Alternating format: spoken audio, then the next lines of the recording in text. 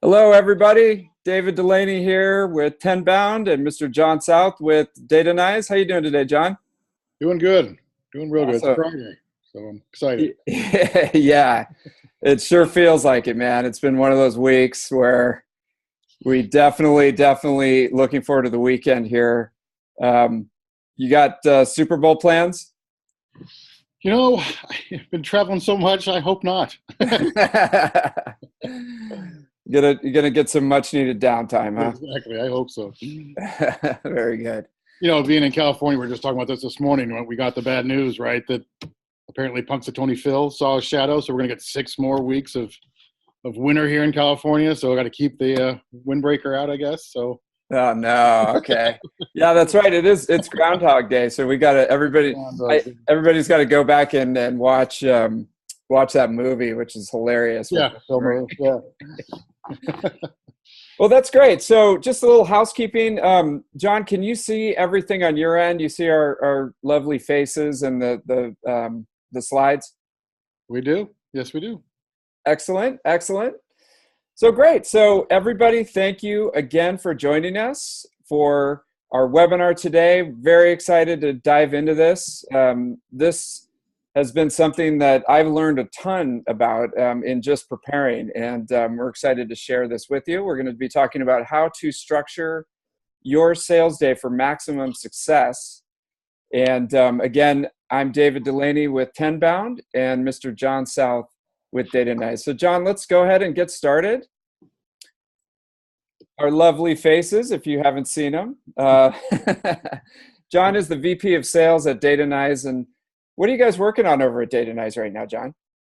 Yeah, a little bit of everything, right? So it's been heads down, and as we look towards this new year and really helping out, all of our clients and new prospects as well too, of really using data and pulling out the insights of data to help them with their, obviously their challenges in sales and marketing. So been busy, been really busy. Yeah, I've been a big fan for a number of years. I had the Chrome plugin when you guys just came out, and it's been amazing to see it, evolve over the last few years and just get better. So I want to thank you guys for sponsoring this webinar and jumping on, and definitely want to get started. Again, I'm David Dulany, Tenbound. We help sales development teams to improve performance through research, training, consulting, and we put on big event once a year, August 30th in San Francisco. We've got the Sales Development Conference. So I hope everybody can join us on the conference, and let's get started.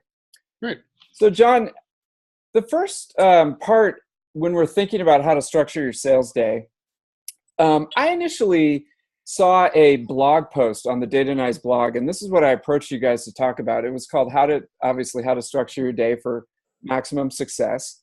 And I learned a ton in the blog post, and it started by talking about how to create your perfect day based on your energy cycle, which is really interesting. I had heard about the circadian rhythm and, how your body's kind of naturally, created to follow this melatonin level as it goes throughout the day. And it kind of tells you when you're supposed to be alert, when you're supposed to sleep, when you're supposed to, take a nap and things like that. And I think over the years with all the technology, we've kind of gotten away from listening to our natural circadian rhythm, and we just try to grind like straight up through the day nonstop without really understanding this. And so, have you seen this as part of your day, and how do you see sort of that energy cycle? It's interesting, right? So, I've been in sales and sales leadership for about 20 years, right? And so it kind of backs it up to, days where, I think the old, pie, right? Phone in ear. That's what you're doing all day, and that's what you push all your sellers to do. And as time gets involved, I think more people are being aware of their body and maximizing that use, right? I come into a new sales team, and I look, I'm like, well, this person's going to the gym, right? What? It's the middle of the day, right? This is not what we do. And it really took me, time to as a manager to look and really understand my team, and then really start utilizing what they're best at, right? Because there are different personalities as well. But when you start thinking of, the whole lunchtime, you come back from lunch and you're tired, but you start looking at, what my team was doing. And so I actually learned more from the newer salespeople that I had and trying to understand it. And I thought this blog and this post was great because it actually all puts it into perspective, and then trying to implement that and letting folks be aware and hey, be aware of your body, be aware of what's going on with you to best utilize your time. And things that I would see in the past as not being productive turns out to be very productive. So it was a great article. And when I start looking at these different performances and, looking at when to even take a nap, or when to put down your phone and get rid of distractions, or when to go to the gym and exercise, the productivity that you see is much different than, how we used to do it. So, yeah. Yeah, definitely. I mean, one of the things you see a lot in sales teams and SDR teams is you walk in, there's a whole refrigerator full of Red Bulls. And, people are just drinking coffee, Red Bull all day, just trying to stay jacked up all day. Right. And I kind of see it where, you got to take a step back. I guess the takeaway from this part of it is take a step back and kind of understand where is your natural energy peak through the day, and kind of write that down in your journal. Like where do I feel that natural energy peak? Not necessarily when I pound a Red Bull, but just a natural energy peak. Right. And then where do I feel myself kind of dipping down, where I start to reach for that Red Bull and the coffee and stuff like that, and just kind of plot that out like this graphic shows. And then, later in the article, we'll talk about how you want to start to schedule your day according to when you're going to have that higher energy level, and the more difficult tasks, and then the more mundane, rote tasks that you have to do, you schedule those for your natural energy dip. Right. Yeah. No, so, I started with Datanyze in October. Right. And, so this is the first company I worked for that was actually in the Bay Area. I live down in San Diego, and I commute up here, and I'm getting a tour of the office, and there's a meditation room, which I thought was a nap room. Right. And I thought, well, none of my sales, when I first came, none of my salespeople better go in there. Right.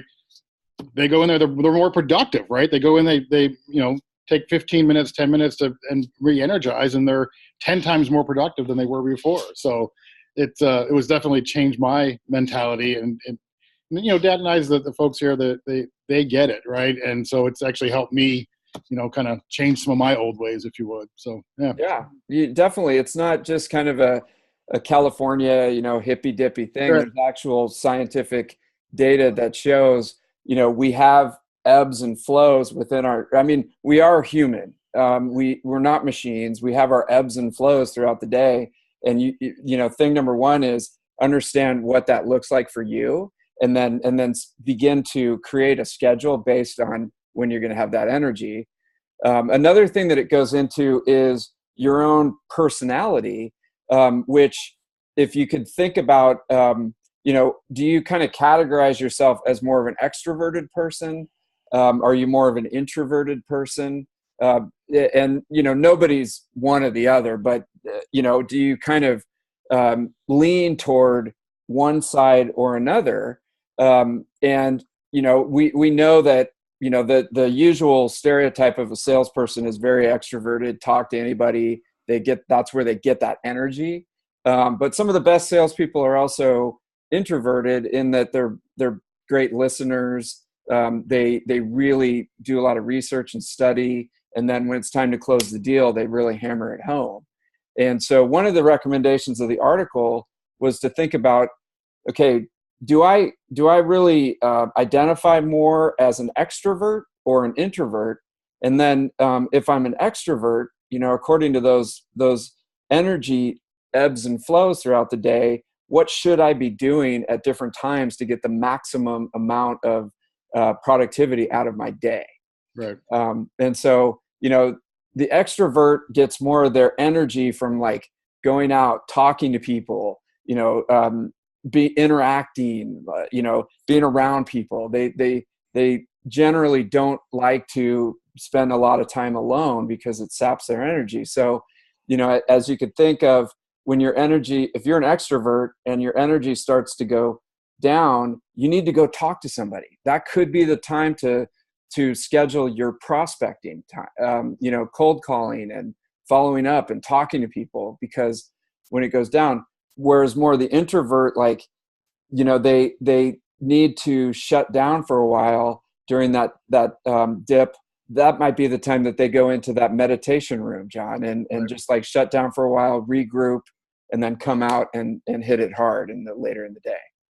No, yeah, I completely agree. And once again, as a sales manager, right? One, understanding my own personality, right, and what works for me, but then understanding your team, right? So when you hire salespeople, you want salespeople with different talents. You want everybody kind of plays a different position, right? And here's something that we really need to think about, not only as the individual and the individual contributors, but also as in sales management, to understand your team and understand their personality, and it'll help maximize the effort and what they're putting in and getting out as well. So once again, it really changed my thinking as I kind of went through this article and went through it. So really getting to understand your team, that way it's not just a training program that you can just put on. This is what we're going to do. Every day at 3 we're doing this. You really have to understand the personality of your team. Yeah, and I mean, that's how you can maximize it and bring it out as a manager. It's like these 3 people over here, we know that they're very strong extroverts. They get a lot of their energy from people. These people over here are more of the introvert. They need that reflection time. Let's set up the campaigns and really try to make that work for people to bring out the best in their personality. Right. Exactly. So I love that. And the takeaway, for the webinar here is, sit down and if you haven't taken a test or one of those personality tests, or you're not really sure what area you lie in, figure that out, and then look at your energy level from what we were just talking about, and plot out the times of the day where you're going to be doing the things that are tough, and make sure that that's the time when you have the highest energy, and you really, just get that done, and then either refresh by talking to more people or getting some downtime. Yeah. Another thing, John, that they really emphasize in here, and there's some startling statistics in this article about the importance of exercise. And I think that, we kind of know this, like, intellectually, but the fact that this article actually cites some real data on sales teams about, the importance of baking exercise into your day. Couple of things. They did a study of CEOs, over 80 CEOs that went from sedentary to including exercise, and they had a 70% increase in the ability to process complex decisions, which is obviously critical. Another big study, 300 sales professionals. They went from a sedentary to improved diet and exercise. 6 weeks, 81% increase in performance, such as meetings and higher ratio of deals closed by the group. Yeah. So I would highly encourage you, as you plot out your energy level, as you plot out your personality, plug in some kind of exercise in there. You can, as you're trying to understand yourself and what works for you as you sort of try to implement this and make those changes, right?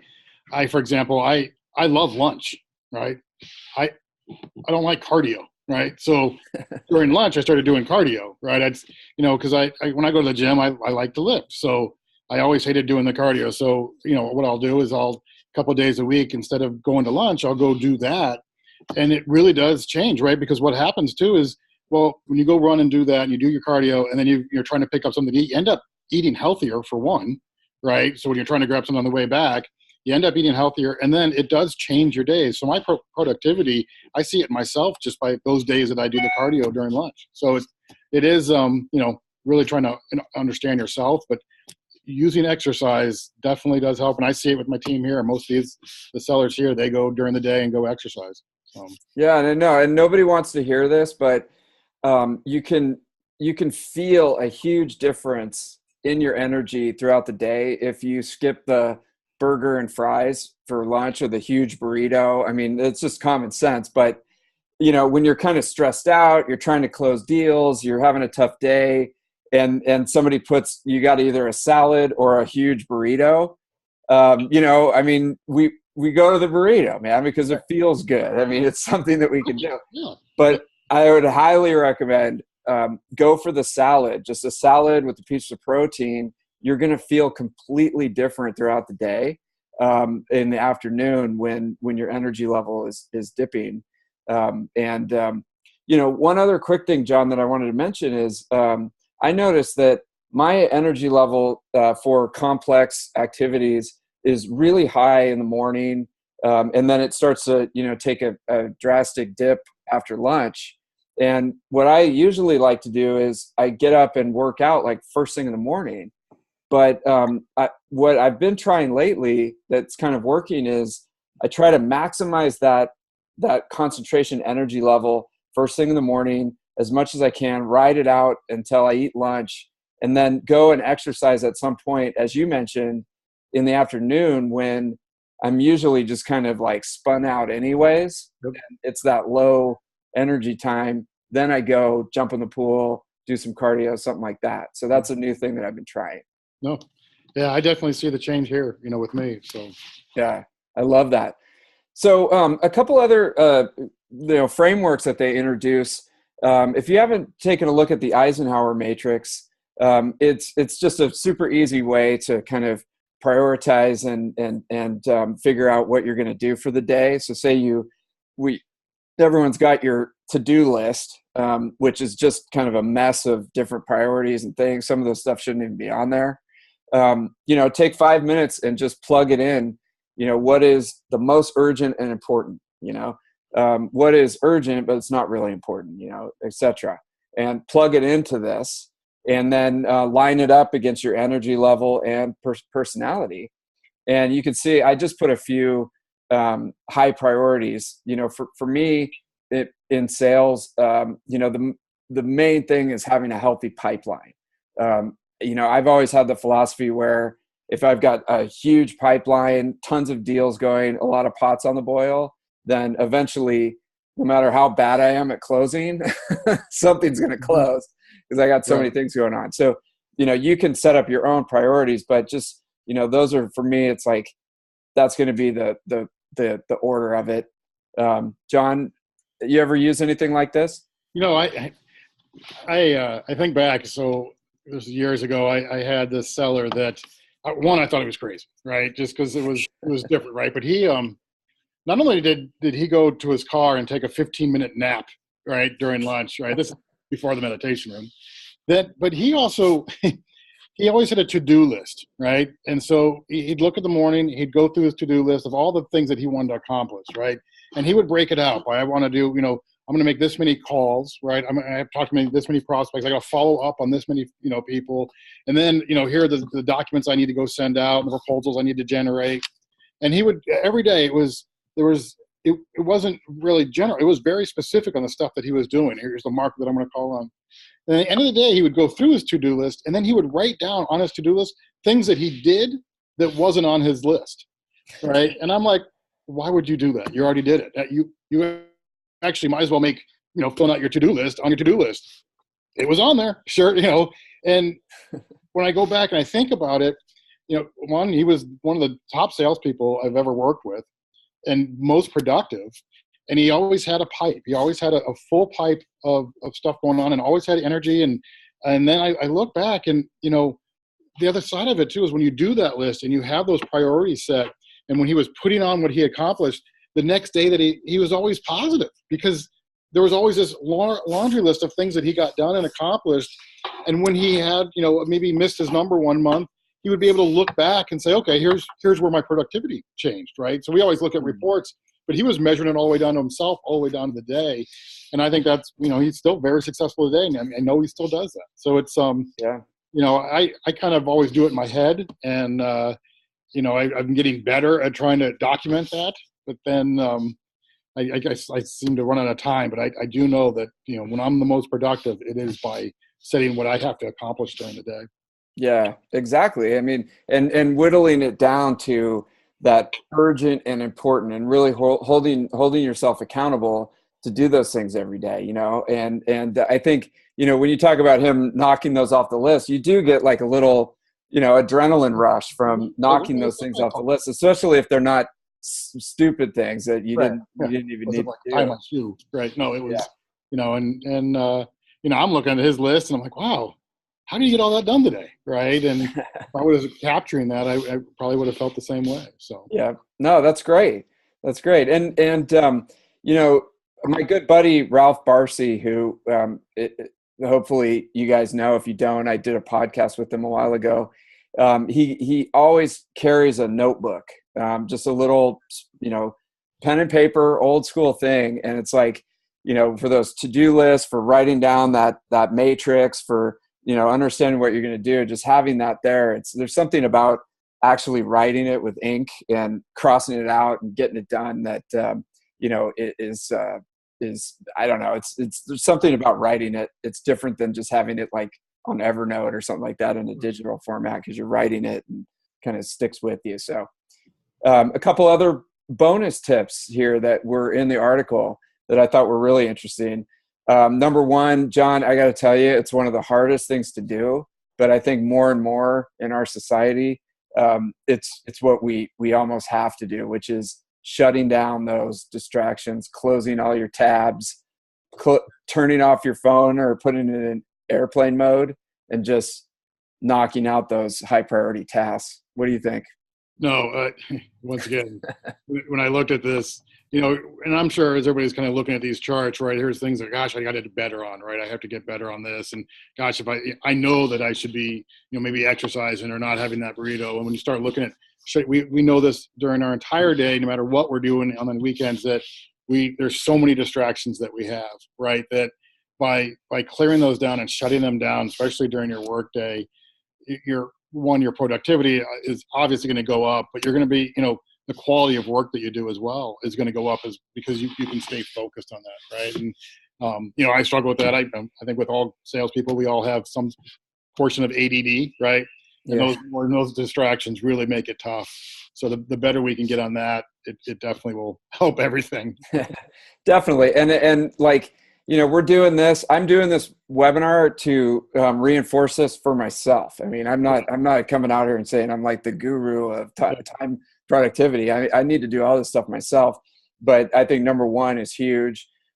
Sticking to the list. That's just like we were talking about. Like there's 3 or 4 motions that will make you super supercharge your productivity in sales. And mainly it's just like talking to people, having conversations, whatever that looks like. But, adjusting your whole day so that it's maximizing the talking to people and uncovering their pain points and pitching your product, and, eliminating as much as you can anything that doesn't have to do with that. And that's where the list comes in. And I forgot this was a webinar. I thought this was a support group. No, I know. Yeah, definitely. And by the way, I forgot to mention it, but if you want to hit the Q&A box and chime in, we're definitely open to any questions on this webinar. Number 3, you mentioned taking breaks. I mean, you guys actually have a meditation room, which is great, but most companies don't have that. And it's like your buddy who went out to his car and just like shut down for 15 minutes. I mean, there's like as your energy is ebbing and flowing, and that you're knocking out those top priority tasks, and you can knock those off the list. I mean, when you're going downhill, man, you got to go recharge somehow, whatever it looks like. Right? Isn't that what the guy was doing by taking That's exactly what he was doing, right? And I'm thinking, what good is a 15-minute nap, right? But it definitely recharged and changed. You definitely saw that productivity boom. Yeah, and your old school manager from like my generation, I don't know how old you guys are, but they would totally frown upon that. I mean, they would just like laugh you out of the building if they knew that you were taking a little, siesta. But so you might have to kind of do this on the sly, but at the end of the day, sales is about delivering results. Yeah. And I can tell you, I think you alluded to this, John, if you're the number one on the leaderboard month after month and you have a huge pipeline, you get a little more leeway from your manager about being a weirdo, Right. And then all of a sudden what you'll see is your manager will start coming, looking at the rest of the team and saying, you guys should go take more naps. Right. I mean, it seems to be working. Right. So no, you can also be a pace setter. You got to kind of do it on the fly.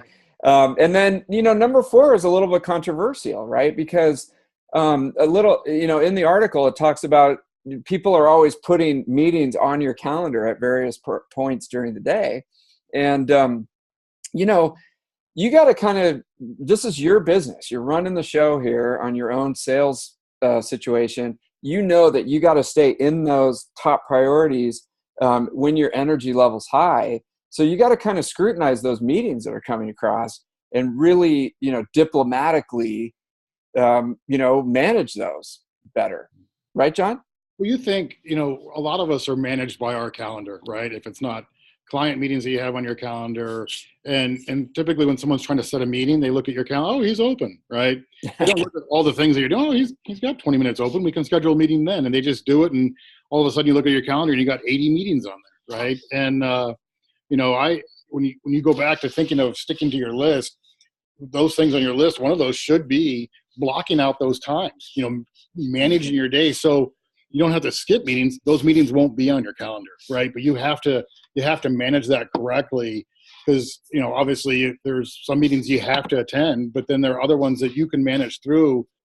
At the end of the day, all the way up to the CEO, if you're working on a very large deal and you're talking to customers, you're going to be okay by skipping meetings, right? Because that's what they want you to do. That's you're your CEO of your own business when you're in sales. So you really have to manage that correctly. And then you got to find ways to do that, right? Without making everybody upset. And one of those would be blocking out your calendar time. Yeah, exactly. And I mean, those like Calendly and those links that you send out, if you don't sit down and like block out your calendar according to your energy level and your top priorities, then people can just grab time at any time. Yeah, exactly like what you were saying. All of a sudden you're like, hey, now during my peak time when I know that I should be tackling those toughest things that I got to do to hit my number, now I got a bunch of meetings about stuff that it's irrelevant. So yeah, something to think about. And your buddy, number 5, recapping your day. Like, how did I do? Let's cash out, at the end of the day. This one I think is the hardest on the list because, especially if you got kids or you've got some other thing that you got to do, like the last thing that you want to do is look at, how did I do today? According to, did I hold myself accountable? But I think that if you start to see patterns like, hey, I keep skipping this and I'm allowing meetings that are irrelevant and I didn't go exercise, like then you can identify those and tackle them, right? Well, it's one of the things I try to continue to do and get better on as well. But not only when I recap my day, I look at the things that I have to do for tomorrow at the end of my day. So I start setting that, and prioritizing them for tomorrow as well. And a lot of times when I do that, a lot of times what will happen is I'll go home and then, before I go to bed, right, I've got, an hour or so of kind of downtime where you're kind of just trying to wind down. Sometimes there's little tasks that during my workday messes my day up, right? But I can hammer out at that time because they're the ones I can just check off those and get done quickly because I have no distractions typically at that time. So not only I think recapping your day, but being able to prioritize the next day, because then what happens is then the next day I feel like I've accomplished something, right? Because I've already got this off my list that I was supposed to do today. So it definitely does help as more and more, tasks that we're all expected to do. Yeah, exactly. And I think, that helps you to refine, like, what are those, top 5 activities that only I can do and are going to push me to make my number. Right. And it's just like, in a world of millions of distractions, and your energy level and your personality and your calendar and all this stuff, how do you laser focus on those, get them done every day, get better, and still have a healthy life? Again, easy to talk about, not easy to execute, but that's why we're here, to get it down. And definitely, I'll put the link to this article in the comments of the YouTube, and definitely print it out and take a read. So I don't see any questions. Does anybody have any questions or comments? Oh, here we go. How do you manage emails? Do you block off a certain time to answer emails each day? Do you wait until the end of the day? So this good question, right? Dude, you take that one. I have very strong opinions about that. So I think that goes back, and one, all of this is individualized, right? So when I think of managing my emails, right, a lot of people will look at my inbox and you'll see 3,000 unopened emails, and it's obviously some junk email in there as well too. But I truly, when I have the alerts come across, I always see the alerts that are coming across, and then I put that as part of my prioritization, right? I'm looking at, what do I need to accomplish? What task do I have in front of me? And then before the end of each day, I try to go through those emails and make sure that I've, haven't missed anything that I, needed to do, because it didn't match up. But I really try to stay focused on the tasks at hand that I'm doing, so that I can be the most productive on those tasks. And then on those emails, especially when you got customer emails, you want to be attentive to those. But if you can see those alerts coming across, you'll see the ones that, are these accounts that I'm working, right? Just like I would manage a territory and expect, okay, here are the top ones that I'm managing. Here are the ones that, I've kind of put on a process to continue to target them. I do that with my emails, right? I manage those emails much like I would manage a territory. Got it. Yeah. And I struggle with this. Again, not a perfect human being here. So these are all works in progress, but I truly feel that you don't want to start your day, 6 o'clock in the morning, your alarm goes off, you grab your phone and start going through emails. I think that what happens is you kind of give a lot of your agenda for the day and your power to control your schedule to somebody else immediately. And you start responding and reacting, and you go into reaction mode, and that kind of sticks with you for the rest of the morning. When the morning, again, is that energy level peak, and when you can do your most clear thinking, you want to be 100% in control, at least for an hour or two, right, of what you're doing, and go get those priorities and set them up for the day, and prioritize everything, and read something that's pushes you, do some writings, whatever it is, so that you're proactive on that. And then once that peak level time is maximized, then it's okay, I'm going to check my email, jump in there, send off a flurry of responses, and then shut it back down and refocus on those top 5 priorities. So think about it, a large percentage of your emails are more things that you have to do, right? It's it's not like, hey, you never get an email, hey John, doing a great job, have a great day. Even when my wife sends me something like that, there's something for me to do as well, right? So when you try to prioritize that and understand that those emails are more work that you're going to have to prioritize, if you're not setting that time to make that part of your task, I'm going to check my emails, I'm going to go through my emails and then prioritize those. If you don't make that, then what's going to happen is you're not going to be productive in those emails and the work that you have to do there, plus the work that you have to, that you've already had prioritized for the day. So I always try to set apart time to do that. And I try to do that when there's downtime, so I can actually prioritize my list for the following day on those. So yeah, that code switching, they call it code switching. And I mean, I read some study where it's more damaging to your concentration than smoking weed.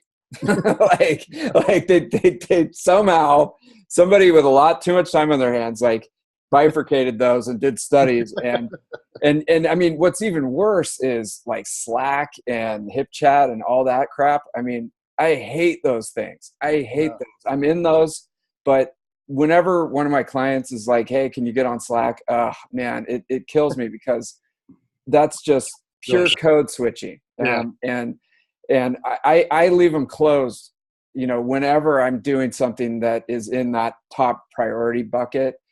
Close email, close Slack, close all that stuff. Try to like lock in on it and really produce something good. And then, you know, when it's like email Slack time, I open them all up and just start blah, blah, blah, blah, blah, like I'm all over the place. Right. So I really look at it by, you know, especially in sales, you know, you have to know, you know, the accounts that you're working. Here are the ones that I'm forecasting for the month. Here are the ones that are in my pipeline, right? And so that's why, you know, those alerts for me are very important, right? Because I can see who that is. And if it aligns with what I'm working on, then I'm obviously going to jump on that email because that aligns with that task that I'm doing. So I always find those alerts. In sales, we can do multiple things, you know, always looking for an account or something. So, you know, we're always worried about what their prospect's going to say or needs done. So I think that is part of that process, because if you know what your tasks are for the day and you're paying attention to the alerts that come across, okay, this one, and I almost kind of do that in my head that, okay, this isn't the, you know, account that we're worried about or the one we're working on today. So yeah, I think that's part of that process, because you obviously, if you're working on something and you just got an email and they're asking for something different, well, then you might have just done something, you know, so that's how I prioritize. That's right. Yeah, that's a really good point. Great. That's definitely a time suck. And I appreciate that question, because that's definitely something that I think about a lot. You got any other questions today?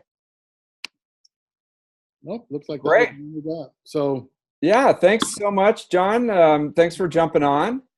And thanks everybody for joining us. Like I said, we're going to post the recording of this on YouTube and send it out to everybody. Be sure to subscribe on the YouTube channel, and you'll get alerts when these come out. Thanks again, John. Thank you, Datanyze, for sponsoring, and we'll talk again soon. Absolutely. Thank you.